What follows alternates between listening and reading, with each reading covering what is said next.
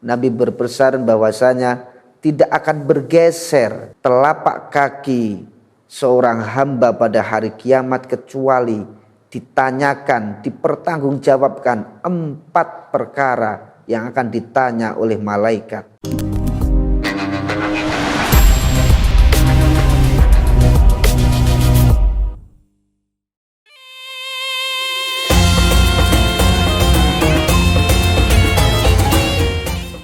Assalamualaikum warahmatullahi wabarakatuh. Alhamdulillah wahdah, sadaqa wa'dah, wa nasara 'abdah, wassalatu wassalamu ala man nabiyya ba'dah, sayyidina Muhammad ibn Abdillah wa ala alihi wa sahbihi wa mawalah, amma ba'd. Hadirin pemirsa yang dirahmati Allah Subhanahu wa taala, dalam kesempatan kali ini bahwasanya puasa ini adalah puasa yang penuh rahmat. Puasa bulan Ramadan ini penuh ampunan yang balasannya adalah surga, di mana dijelaskan dalam Al-Qur'an, ya ayyuhalladzina amanu kutiba alaikumus syiyamu kama kutiba alal ladzina min qablikum la'allakum tattaqun.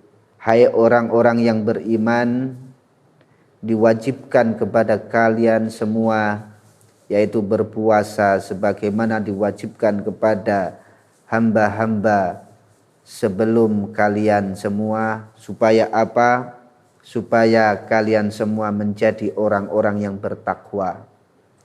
Apa itu takwa? Kata Imam Nawawi, takwa itu adalah imtithalu awamirih wajtinabu nawahi. Jadi takwa itu menjalankan semua perintahnya dan menjauhi segala larangan-larangan yang Allah larang. Ini adalah kunci takwa. Jadi ketika kita takwa itu, maka balasannya cuma satu, adalah surga. Allah memberikan surga kepada kita semua. Allah mengatakan dalam hadis qudsinya, a'dadtu li'ibadiyas sholihin ma la ainun ra'at wa la udhunun sami'at wa la khatara fi qalbil bashar.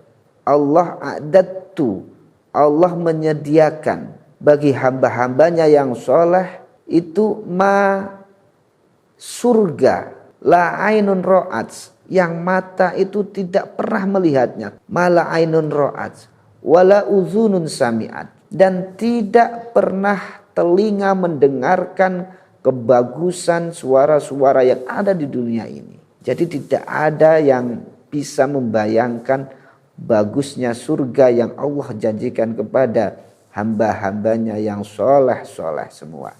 Wala khatara fi qalbil bashar, dan tidak terdetik atau terdetak jantung pun di hati para manusia. Jadi tidak bisa menggambarkan, intinya semacam itu. Surga itu lebih indah, lebih bagus, lebih luas dari apa yang kita lihat di dunia ini, dan apa yang kita dengarkan, dan apa yang kita detakkan di dalam hati kita, bahwasanya surga itu indah. Iya, memang surga itu indah, tapi tidak bisa digambarkan di dunia ini. Hadirin sekalian yang berbahagia, jadi itulah tempat atau balasan bagi hambanya yang bertakwa kepada Allah Subhanahu wa ta'ala. Oleh karena itu Nabi berpesan kepada kita, lan tazula qadama 'abdin yaumal qiyamah an yus'ala an arba'ati khisal hatta yus'ala an arba'ati khisalin. Nabi berpesan bahwasanya tidak akan bergeser telapak kaki seorang hamba pada hari kiamat kecuali ditanyakan, dipertanggungjawabkan 4 perkara yang akan ditanya oleh malaikat. Yang pertama, an umrihi fima afnah, tentang umur kita. Umur kita dihabiskan untuk apa? Apakah untuk bermain-main? Apakah untuk hanya bersenang-senang, ataukah umur kita habiskan untuk kebaikan? Ini yang pertama yang ditanyakan oleh malaikat sebelum kita melangkah ke surga atau ke neraka Allah. Yang kedua, wa an syababihi fima ablah, dan tentang masa muda kita. Masa muda kita digunakan untuk apa? Untuk belajar, untuk mencari ilmu, ataupun untuk berbuat kejelekan, berbuat kejahatan, menyakiti orang. Nah, ini yang ditanyakan yang kedua oleh malaikat sebelum kaki kita melangkah ke surga atau ke neraka Allah Subhanahu wa taala. Yang ketiga, wa an ilmihi madza amila bih, tentang ilmu yang kita peroleh, apa yang kita amalkan dari ilmu itu.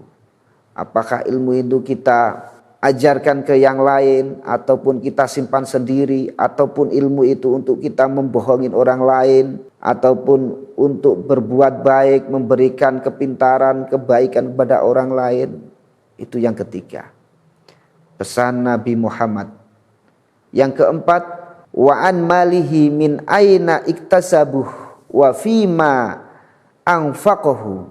Jadi yang keempat ini tentang harta kekayaan kita, dari mana kita mendapatkan dan dengan apa kita menafkahkan, mentasarufkan. Jadi 4 perkara ini yang perlu kita perhatikan. Yang pertama, bahwasanya umur kita. Yang kedua, masa muda kita.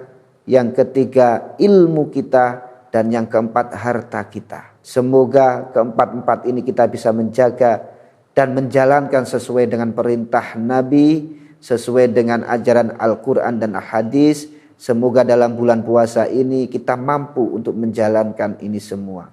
Kurang lebihnya itu yang bisa kami sampaikan. Semoga bisa menjadi berkah dan manfaat. Wallahul muwafiq ila aqwamit thoriq. Wassalamualaikum warahmatullahi wabarakatuh.